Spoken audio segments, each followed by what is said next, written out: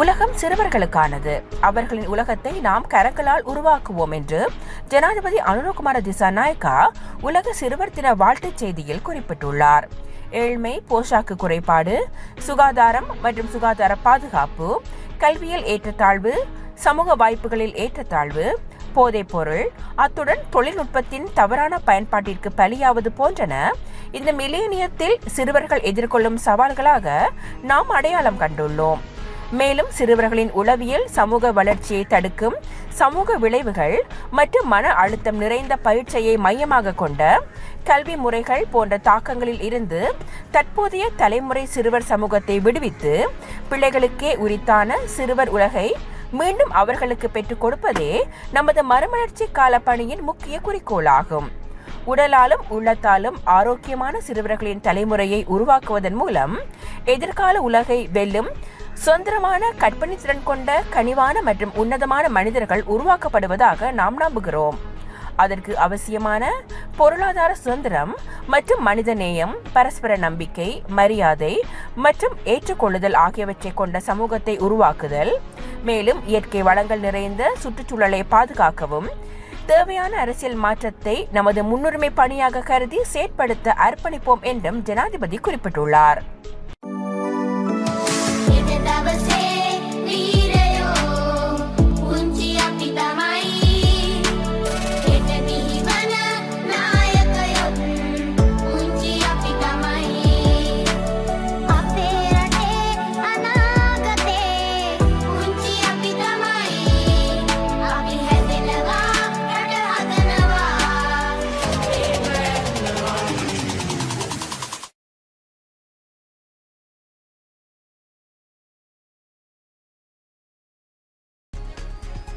உலக சிறுவர் தினத்தை முன்னிட்டு கல்வி அமைச்சின் ஏற்பாட்டில் கலனி நாகானந்தா சர்வதேச பௌத்த கல்வி நிறுவனத்தில் இன்று இடம்பெற்ற தவற விடப்பட்ட பாடம் என்னும் துணைப்பொருளிலான நிகழ்வில் கலந்து கொண்டு உரையாற்றுகையில் பிரதமர் ஹரிணி அமரசூரிய இவ்வாறு தெரிவித்தார்.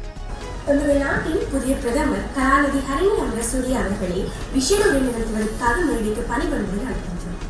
මගෑරුණු පාඩමක් ගැන අද අපි කතා කරන්නේ. මම අද විශේෂයෙන්ම දරුවන් එක්ක කතා කරන්න බලාපොරොත්තු වෙන්නේ පාඩම මගෑරුනේ ඔයාලට විතරක් නෙවෙයි. මේ රටේ අපි සියලු දෙනාටම මගෑරුණු පාඩම් ගොඩක් තියෙනවා. අද අපේ රට තුල ඇති වෙලා තියෙන ප්‍රශ්න රාශියක්.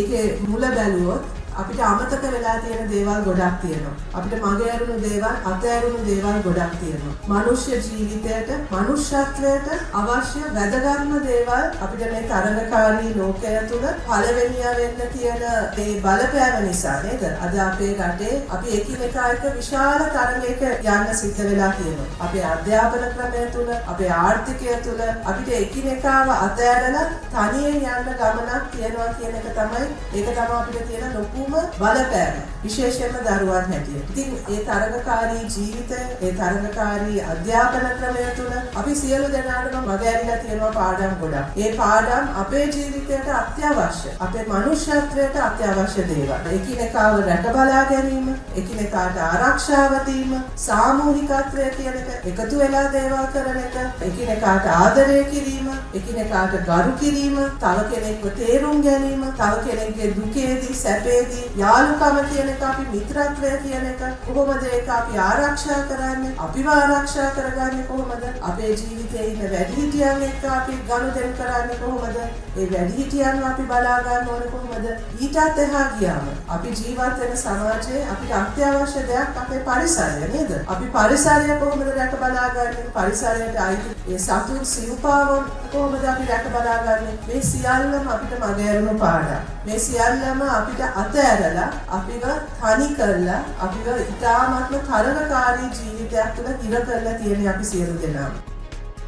நேற்று நள்ளிரவு முதல் அமுலாகும் வகையில் இலங்கை பெட்ரோலிய கூட்டுத்தாபனம் எரிபொருட்களின் விலையை குறைத்துள்ளது. அதன்படி ஆக்டேன் 92 ரக பெட்ரோல் லீட்டர் ஒன்றின் விலையை 21 ரூபாவால் குறைத்து 311 ரூபாவாக நிர்ணயித்துள்ளது. அதே நேரம் ஆட்டோ டீசல் லீட்டர் ஒன்றின் விலை 24 ரூபாவால் குறைக்கப்பட்டு 283 ரூபாவுக்கு விற்பனை செய்யப்படும்.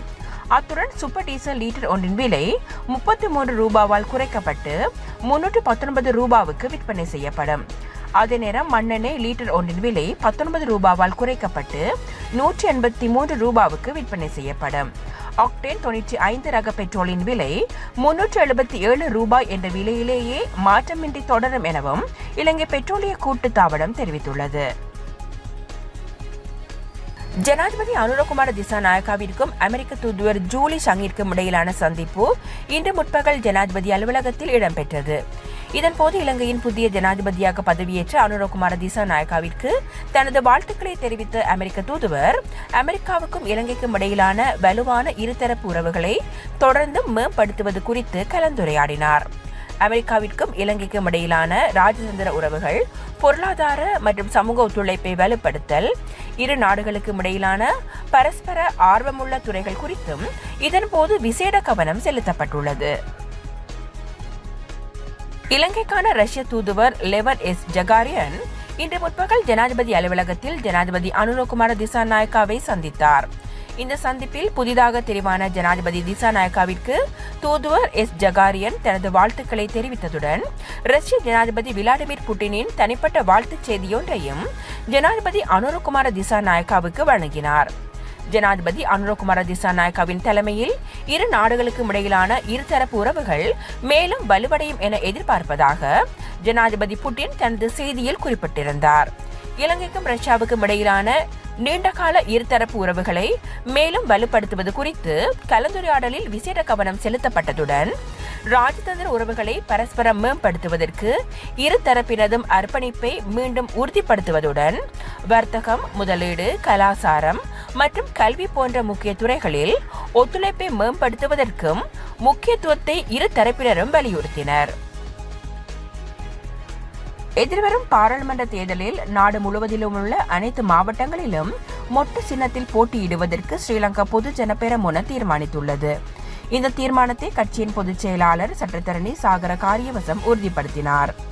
இது தொடர்பில் அவர் மேலும் தெரிவிக்கையில், எதிர்வரும் பாராளுமன்ற தேர்தலில் இலங்கை முழுவதும் அனைத்து மாவட்டங்களிலும் மொட்டு சின்னத்தில் போட்டியிடுவோம். இந்த தேர்தலை எதிர்கொள்ளவும் கட்சியின் வெற்றியை உறுதி செய்யவும் பலமான அணிகளை உருவாக்கி வருகிறோம் என்று கூறினார். மேலும் கட்சியை விட்டு வெளியேறி சென்றவர்களுக்கு வேட்பு மனுக்கள் வழங்கப்பட மாட்டாதெனவும் கட்சியின் பொதுச் செயலாளர் மேலும் குறிப்பிட்டார்.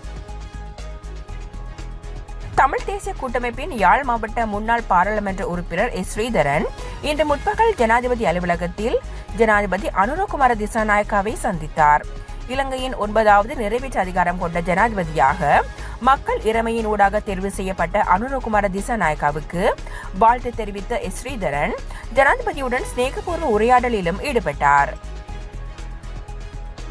5ஆம் ஆண்டு புலமைப்பரிசில் வினாத்தாள் பிரச்சினை தொடர்பில் ஆர்ப்பாட்டத்தில் ஈடுபட்டு வந்த பெற்றோர்களுக்கும் ஜனாதிபதி அனுரகுமார திசாநாயக்காவுக்கும் இடையிலான சந்திப்பொன்று நேற்று பிற்பகல் ஜனாதிபதி அலுவலகத்தில் இடம்பெற்றது. இதன்போது 5ஆம் ஆண்டு புலமைப்பரிசில் விடைத்தாள் திருத்தும் பணிகளை 2 வாரங்களுக்கு இடைநிறுத்துமாறு ஜனாதிபதி உரிய அதிகாரிகளை அறிவுறுத்தினார். 5ஆம் ஆண்டு புலமைப்பரிசில் பரீட்சை வினாத்தாளின் 3 கேள்விகள் அன்றி 8 கேள்விகள் பரீட்சைக்கு முன்பாகவே வெளியாகி இருந்ததெனவும் அந்த பரீட்சையை மீண்டும் நடத்துமாறும் பெற்றோர்கள் ஜனாதிபதியிடம் வேண்டுகோள் விடுத்தனர்.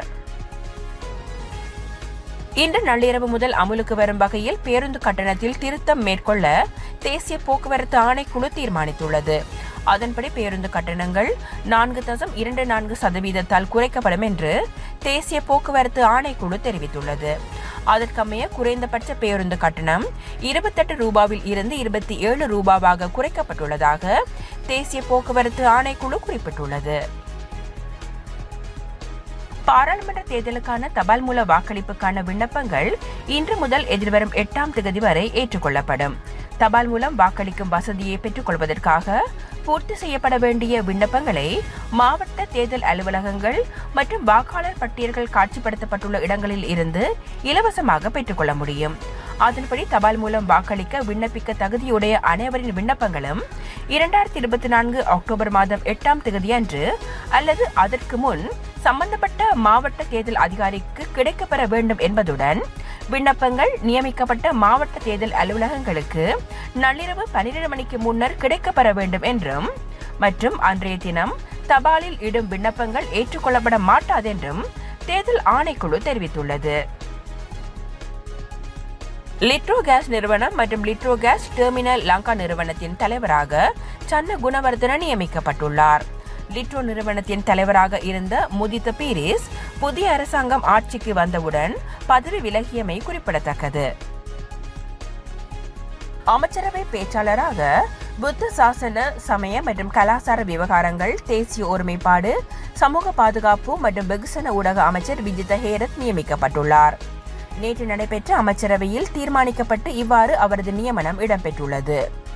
இதேவேளை புதிய அரசாங்கம் பதவிக்கு வந்த பின்னர் அரசாங்க தகவல் திணைக்களத்தில் இன்று நடைபெற்ற அமைச்சரவை முடிவுகளை அறிவிக்கும் செய்தியாளர் சந்திப்பில் விஜித ஹேரத் கலந்து கொண்டார்.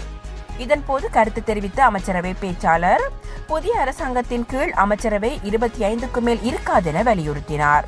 இந்த அமைச்சரவையில் ராஜாங்க அமைச்சர்கள் நியமிக்கப்பட மாட்டார்கள் எனவும் அந்தந்த அமைச்சுக்களுக்கு இணையாக 25 பிரதி அமைச்சர்களே நியமிக்கப்பட உள்ளதாகவும் வெகுசன ஊடக அமைச்சர் மேலும் தெரிவித்தார். மன்னார் தலைமன்னார் பிரதான வீதி எழுத்தூர் சந்திக்கு அருகாமையில் புதிதாக திறக்கப்பட்டுள்ள மதுபான சாலை தொடர்பில் நேற்று ஒன்று கூடிய மக்கள் போராட்டத்தில் ஈடுபட்டனர். இந்த போராட்டம் புதிதாக திறக்கப்பட்ட மதுபான சாலைக்கு முன்பாக இடம்பெற்றது. இந்த மதுபான சாலை அமைந்துள்ள பகுதியில் மக்களின் குடியேற்றம், இளைஞர் பயிற்சி நிலையம், ஆடை தொழிற்சாலைகள், பள்ளிவாசல் ஆகியவை காணப்படுகின்றன. இந்நிலையில் மக்களின் எதிர்ப்பையும் மீறி இங்கு மது விற்பனை நிலையம் திறக்கப்பட்டுள்ளது என்று மக்கள் குற்றம் சாட்டியுள்ளனர். நேற்று திங்கட்கிழமை திரண்ட நூற்றுக்கணக்கான மக்கள் பல்வேறு வாசகங்கள் எழுதிய பதாதைகளை ஏந்தியவாறு போராட்டத்தில் ஈடுபட்டனர். இந்நிலையில் சம்பவ இடத்துக்கு மன்னார் பிரதேச செயலாளர் எம் பிரதீப், மன்னார் மாவட்ட அரசு அதிபர் கானா கனகேஸ்வரன் சென்று மக்களுடன் கலந்துரையாடினர். இந்த பிரச்சனையை அரசாங்க அதிபர் உடனடியாக மதுவரி திணைக்களத்தின் கவனத்துக்கு கொண்டு சென்ற நிலையில் குறித்த மதுபான சாலையை தற்காலிகமாக மூடுமாறு பணிக்கப்பட்டுள்ளது. அதே நேரம் நிரந்தர தீர்வு கோரி ஜனாதிபதியின் கவனத்துக்கு கொண்டு சென்று மதுபான சாலையை நிரந்தரமாக மூடுவதற்கும் முயற்சிக்கப்பட்டு வருகிறது. வெளிவிவகார அமைச்சர் விஜித ஹேரத்துக்கும் இந்திய உயர்ஸ்தானிகர் சந்தோஷ் ஜாவுக்கும் இடையில் நேற்று சந்திப்பு ஒன்று இடம்பெற்றுள்ளது. கொழும்பில் உள்ள இலங்கைக்கான இந்திய உயர்ஸ்தானிகர் ஆலயத்தில் இந்த சந்திப்பு இடம்பெற்றுள்ளது. இலங்கை மற்றும் இந்தியாவுக்கு இடையிலான பரந்த ஒத்துழைப்பு தொடர்பில் இதன்போது ஆராயப்பட்டுள்ளது. அத்துடன் இரு நாடுகளினதும் கலாசார நட்புறவுக்கு மேலும் வலு சேர்க்கும் வழிமுறைகள் குறித்தும் இதன்போது கலந்துரையாடப்பட்டுள்ளதாக இலங்கைக்கான இந்திய உயர்ஸ்தானிகர் ஆலயம் தமது எக்ஸ் தளத்தில் குறிப்பிட்டுள்ளது. ஹேலிஸ் பிஎல்சியின் நிர்வாகமற்ற பணிப்பாளராகவும் இணைத்தலைவராகவும் இன்று முதல் அமலுக்கு வரும் வகையில் தம்மிக்க பெரேரா மீண்டும் நியமிக்கப்பட்டுள்ளார். எச் வினோத் இயக்கத்தில் அனிருத் இசையில் விஜய் நடிக்கும் படத்தில் பாபி தியோல் இணைந்துள்ளார். இதுபோன்று பல செய்திகளை தெரிந்து கொள்ள நமது வைப்ஸ் டிவி யூடியூப் தளத்தை சப்ஸ்கிரைப் செய்து அருகிலுள்ள பெல் பட்டனை கிளிக் செய்யுங்கள். மேலும் பல செய்திகளை அறிந்து கொள்ள www.vaibznews.com வைப்ஸ்news.com என்ற இணையதளத்தை பார்வையிடுங்கள்.